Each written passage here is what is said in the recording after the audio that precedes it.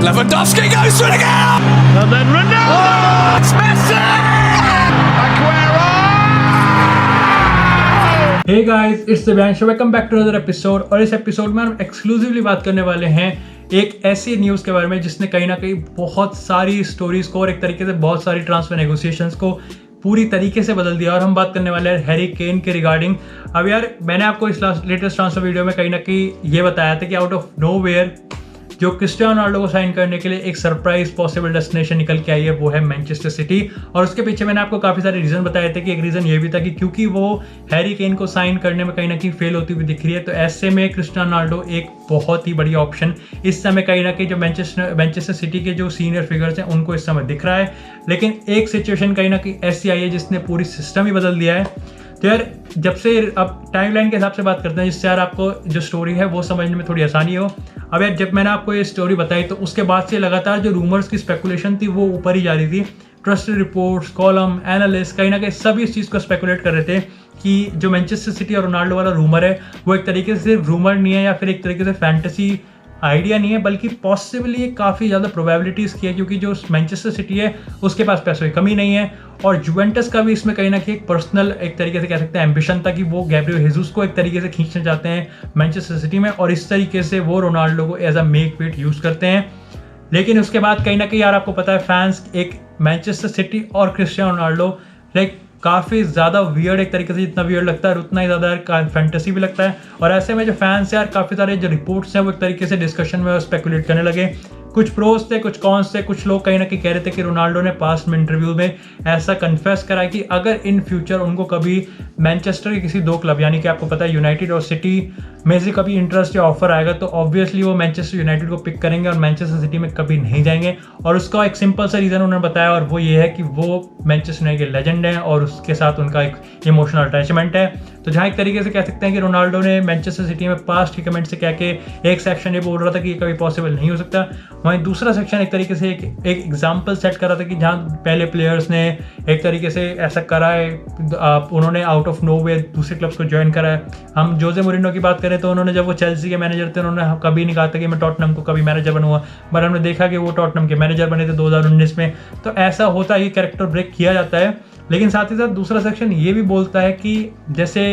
एक तरीके से जब हम देखते हैं कि पेप गार्डियोला बार्सिलोना के मैनेजर थे और रोनाल्डो रियल मैड्रिड के प्लेयर थे, तो इनके बीच एक हेल्दी राइवलरी थी। उसके बाद भी पेप गार्डियोला ने जब मैनचेस्टर सिटी के मैनेजर बने तो उन्होंने इस चीज़ को कन्फेस करा कि मेरे को रोनाल्डो, नेमार या मेसी जैसा एक प्लेयर, इन तीनों में से कोई एक प्लेयर अपनी मैनचेस्टर सिटी की टीम में ज़रूर चाहिए and I would love to be working with it. अब रिगार्डलेस ऑफ द फैक्ट कि इनके बीच एक अब लाइक नेमार और मेसी ऑब्वियसली इंक्लूजन इनका पॉसिबल था, मेसी के साथ वो पहले भी काम कर चुके हैं, बट रोनाल्डो का इंक्लूड कहीं ना कहीं ये बताता है कि आई थिंक पीछे पुरानी बातें पीछे छोड़ो और आगे का ध्यान दो। और कहीं ना कहीं पेप गार्डियोला इस चीज़ के लिए काफ़ी ज़्यादा एक्साइटेड लग रहे थे। और आपको पता है मैनचेस्टर सिटी में पेप गार्डियोला की बहुत ज़्यादा चलती है। लेकिन कहीं ना कहीं इस पूरी सिचुएशन में अब कहीं ना कहीं सारे जो स्पेकुलेशंस है उसको एक तरीके से कहते हैं थ्रैश कर दिया है एक न्यूज़ ने, और वो न्यूज़ आती है कहीं ना कहीं इस स्टोरी में अब एंट्री होती है टॉटनहम हॉटस्पर की। और ऐसे में रिपोर्ट्स ये आ रही है कि टॉटनहम हॉटस्पर के जो चेयरमैन है डैनियल लेवी, उसने जो हैरी केन की रिक्वेस्ट थी ट्रांसफ़र की उसको एक तरीके से सैंक्शन कर दिया है। और अब मैनचेस्टर सिटी और टॉटनहम हॉटस्पर जो नेगोशिएट करने वाले हैं हैरी केन को लेके वो अराउंड होने वाला है 160 मिलियन यूरोज़। भाई इसके रिगार्डिंग मैंने जैक ग्रिलिश के रिगार्डिंग कमेंट करा था, मैंने डेक्लन राइस के रिगार्डिंग कमेंट करा था, बट हैरी केन के रिगार्डिंग आई डोंट नो, मेरे को कोई आइडिया नहीं कि कितना 160 मिलियन यूरोस कितना ज़्यादा जस्टिफाइड है। आपका क्या ओपिनियन है, आप मेरे को ज़रूर बताना कि क्या हैरी केन 160 मिलियन यूरोस का प्राइस टैग डिजर्व करते हैं या नहीं करते। लेकिन अभी के लिए तो यही स्पेकुलेशन हो रही है कि इन दोनों क्लब्स के बीच अब 160 मिलियन यूरोस की बात होने वाली है। और साथ ही साथ अगर पर्सनल टर्म्स की बात करें तो मैनचेस्टर सिटी टॉटनहम हॉटस्पर के जो सुपरस्टार है हैरी केन, उनको 400,000 ऑफर, वीकली ऑफर, जो वीकली सैलरी है वो ऑफर कर रहे हैं। और इसी के साथ मेरे हिसाब से प्रीमियर लीग के हाईएस्ट अर्नर बनने वाले हैं हैरी केन। कहीं ना कहीं मेरे हिसाब से आपको पता है कि यार देखो रोनाल्डो की जो सिचुएशन थी वो अब एक तरीके से मेरे ख्याल से इसके साथ पूरी खत्म हो चुकी है, क्योंकि रोनाल्डो हर एरिया में बेस्ट है हैरी केन से मेरे लिए। भाई कोई ऑफेंड मत होना, मेरे हिसाब से रोनाल्डो हर एरिया में बेस्ट है हैरी केन से, सिर्फ एक एरिया को छोड़ के, और वो है as is not in the favour of Cristiano Ronaldo. Ronaldo वो हर चीज़ प्रोवाइड कर सकता है सिवाय एक फ्यूचर के। रोनाल्डो के रिगार्डिंग, रोनाल्डो के अराउंड अब वो उनकी उम्र नहीं है कि आप एक स्क्वाड बनाएंगे, बट हाँ हैरी केन के रिगार्डिंग ये सिचुएशन है कि मैनचेस्टर सिटी उनके अराउंड एक स्क्वाड बना सकती है, क्योंकि वो अभी भी उनके अपने प्राइम में है और उनके पास है अभी 4-5 साल अपने प्राइम में। इसी के साथ मेरे को नहीं लगता कि अब रोनाल्डो वाली सिचुएशन कुछ उसमें कोई डेवलपमेंट होने वाला है, रिगार्डलेस ऑफ द फैक्ट कि अब अगर ये वाली टॉटनहम और मैनचेस्टर सिटी की डील टूट गई, जिसके चांसेस मेरे ख्याल से तो कम लगते हैं, क्योंकि अगर ऐसी न्यूज़ आ रही है कि डैनियल लेवी ने ये एक्सेप्ट कर लिया तो इतने ड्रामे के बाद इसमें कुछ सच्चाई होगी।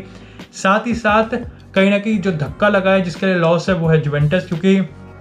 देखो जुवेंटस के लिए यार रोनाल्डो एक बोझ नहीं है, बट स्टिल जुवेंटस भी कहीं ना कहीं ये सोच रही है कि रोनाल्डो को हम 31 मिलियन यूरोस की सैलरी दे रहे हैं और एक तरीके से वो लॉन्ग टर्म सोच रही है और अपना इकोनॉमिक बर्डन एक तरीके से वो कम कर रही है। Same situation real Madrid, Barcelona कहीं ना कहीं उस तरीके से जुवेंटस भी पिस रही है,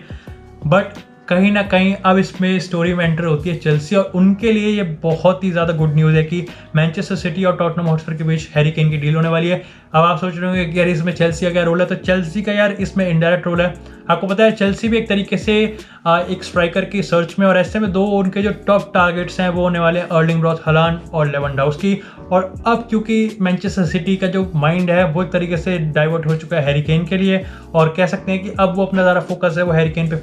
शिफ्ट करने वाले हैं। तो ऐसे में चेल्सी का जो रास्ता है उन दोनों प्लेयर्स को साइन करने का वो अब ऑलमोस्ट क्लियर होता हुआ दिख रहा है। अब चाहे वो अर्लिंग ब्रॉट हालैंड हो चाहे वो लेवेंडोव्स्की हो, दोनों ही प्लेयर में से अगर कोई भी कभी पॉसिबल डेस्टिनेशन जो ट्रांसफर होगा, अगर वो पॉसिबल हुआ तो वो मोस्ट प्रोबेबली होने वाला है चेल्सी। आप दोनों ही प्लेयर्स की अगर ट्रांसफर मार्केट की स्टेटस की बात बताऊं तो अर्लिंग ब्रॉट हालैंड को देखो उनके रिगार्डिंग माना जा रहा है कि अगर एक आउट ऑफ द नोवेयर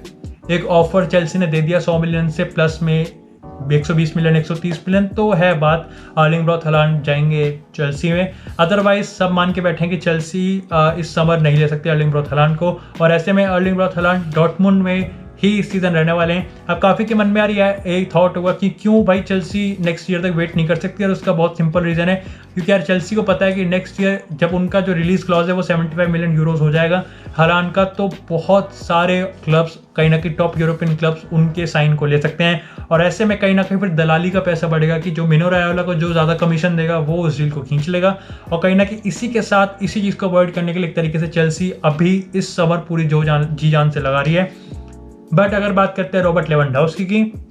तो उनके जो एजेंट है उन्होंने इस चीज़ को कंफर्म कर दिया कि वो, मतलब कंफर्म नहीं करा बट एक तरीके से स्पेकुलेशन हो रही है कि वो एक तरीके से लेवेंडोव्स्की को इस समर बायर्न म्यूनिख से निकाल के दूसरे टॉप यूरोपियन क्लब्स में ट्रांसफर करवाना चाहते हैं, और ऐसे में चेल्सी 50 मिलियन यूरोस का जो ऑफर है वो आने वाले टाइम में रॉबर्ट लेवेंडोव्स्की के रिगार्डिंग दे सकती है, और इसकी प्रोबेबिलिटी बहुत ज़्यादा है अर्लिंग ब्रॉट हालैंड के कंपैरिजन में कि रॉबर्ट लेवेंडोव्स्की भी वो प्लेयर हो सकते हैं या वही प्लेयर हो सकते हैं जो कि चेल्सी में इस समर स्ट्राइकर होंगे। तो एक हैरी केन की ट्रांसफर न्यूज़ ने पूरा सीन बदल दिया, और ऐसे में कहीं ना कहीं अब रोनाल्डो का जो एक तरीके से शिफ्ट है वो वापस हम एक तरफ से कह सकते हैं पीएसजी, क्योंकि आपको मैंने अपनी जो दोपहर की वीडियो थी उसमें मैंने आपको बताया था कि कैसे अब एम्बापे का जो सिचुएशन है उसके रिगार्डिंग भी अब पीएसजी काफ़ी ज़्यादा अलर्ट और एक तरीके से रिप्लेसमेंट में ढूंढ सकती है, और साथ ही साथ जो चेल्सी है वो भी अब एक तरीके से रिलीव हो सकती है। और टॉटनहम हॉटस्पर का अब देखना है कि वो इस 150 मिलियन यूरोस, जो कि छोटी रकम नहीं है यार, एक बहुत बड़ा बजट है, उसके साथ क्या होने वाला है। क्या अब जो क्लब का मेन मैन होने वाला है वो ह्यूंग-मिन सॉन होने वाला है या फिर कोई और, आप मुझे कमेंट सेक्शन में ज़रूर बताएं। और आप बताएं कि कौन सा वो प्लेयर होने वाला है जिसको टॉटनहम हॉटस्पर हैरी केन से रिप्लेस करेगी।